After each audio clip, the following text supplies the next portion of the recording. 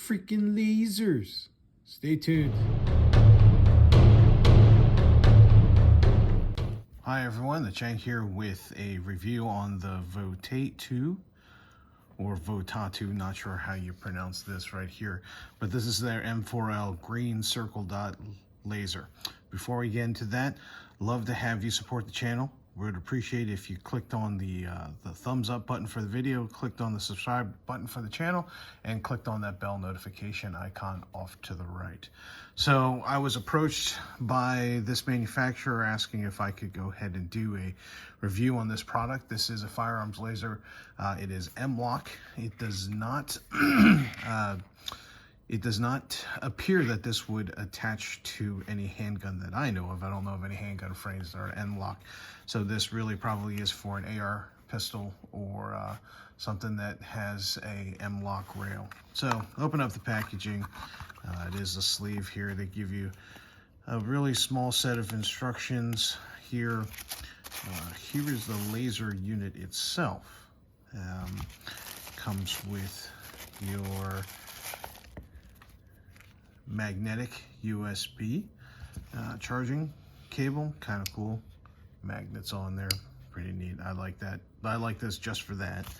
And it has your mounts here, and extra T-nuts. It has your Allen key for the adjustments, which would be right here and here, up, down, left, right, and your Allen key for the screws for your M-LOK right there. So the lasers here, it does not come charged from the factory. The laser emitter is right here. The on-off switch is here. We're gonna have to see how this works if we're holding our rifle like this. We've got to turn that on, how that's going to work out, because I really can't put any pressure on that. But here's what that laser looks like. If you see right there, I'm not sure how well you guys can see that, but there's a bunch of artifact around here, but the sight itself makes that easier to see. You see the green circle on the dot. So that should be really easy to see in broad daylight. We do know that green lasers do expend a lot more energy because they are different wavelength. They are a little bit brighter, and because the human eye sees that color the best, this is the reason why I asked them to send one of these to do a review on. So we're gonna see if what we can get this onto. My original plan was to put it on this. This is a 10 mil upper that I just built, but there really is no M-LOK on here to put it on, so that's not going to happen. Let's see if I can find something to put this on, then we'll get this out to the range and we'll put it through its paces. All right, as you can see, the laser is on, and we'll walk out. We're at 8 yards right now. Got the gun out here. We'll walk out. So I don't know if you guys can see that at 8 yards. Pretty big circle. About 3 yards now, you guys can start to see the green. So we're gonna, or maybe this is about 5. We're just gonna start walking back. Let's see how easy that is still to see. The circle definitely does get larger. But if I put it on the black post there, it's pretty hard to see. On the white paper, so I'm getting some reflection still there, and fully at the 8. I see that right on that cardboard right there. Sorry about that. You're gonna see the left of the cardboard. It's a slight green dot.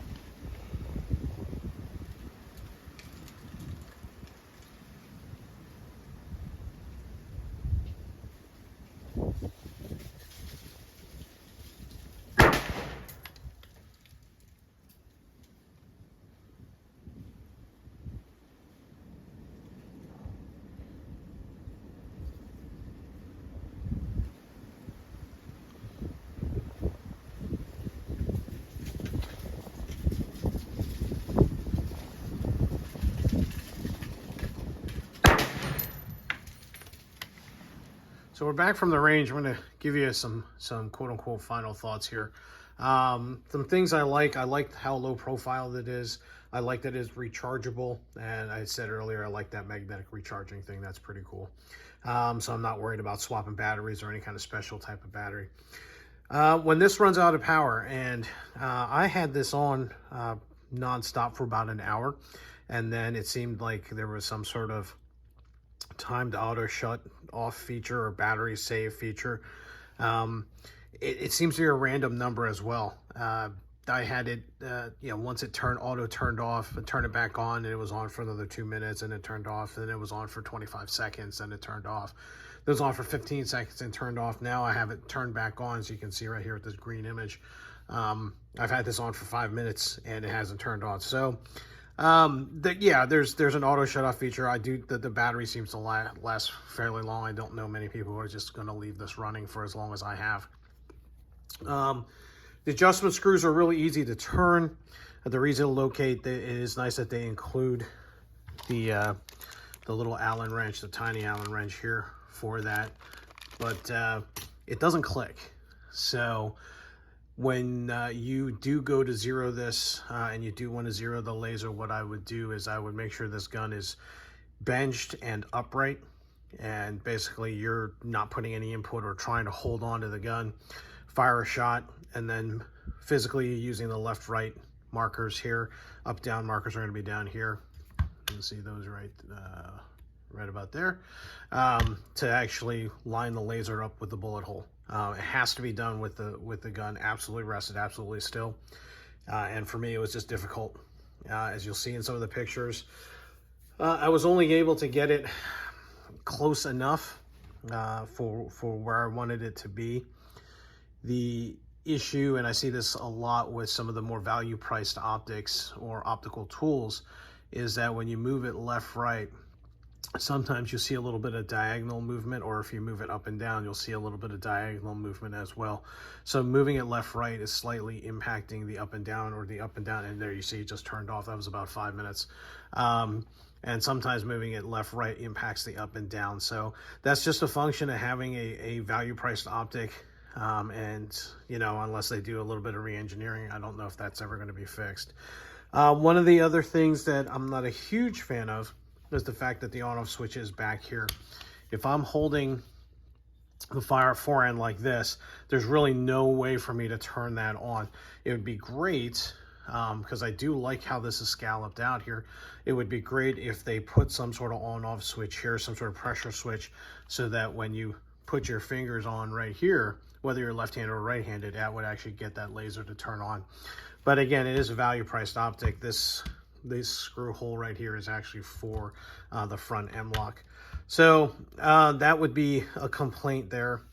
But other than that, for the price, it is. Well, there you go. Hopefully you found this interesting and you found it helpful.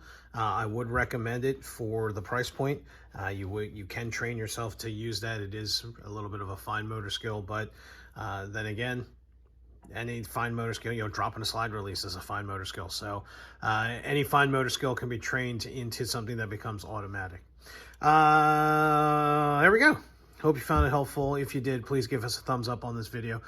Please hit that subscribe button, help us with the algorithm there, kind of push up our videos a little bit more, and hit that bell notification off kind of somewhere over here so that you can be notified of any new content that we might post. Thank you so much for your time. Appreciate you all. Stay safe, and we will see you out on the range.